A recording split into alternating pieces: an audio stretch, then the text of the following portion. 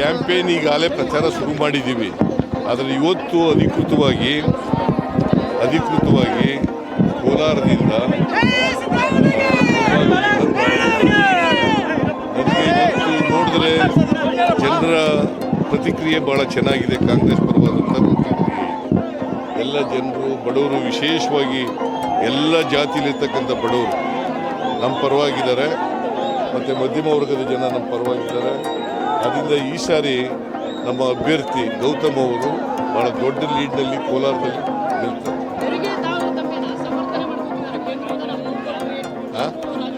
ಏನು ಕೊಟ್ಟಿದ್ದಾರೆ ದುಡ್ಡು?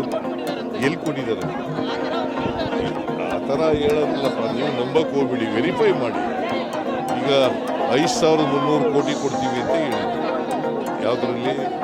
ಬಜೆಟ್ನಲ್ಲಿ ಕೊಟ್ಟಿದ್ದಾರ? ₹1 ಕೊಟ್ಟಿಲ್ಲ.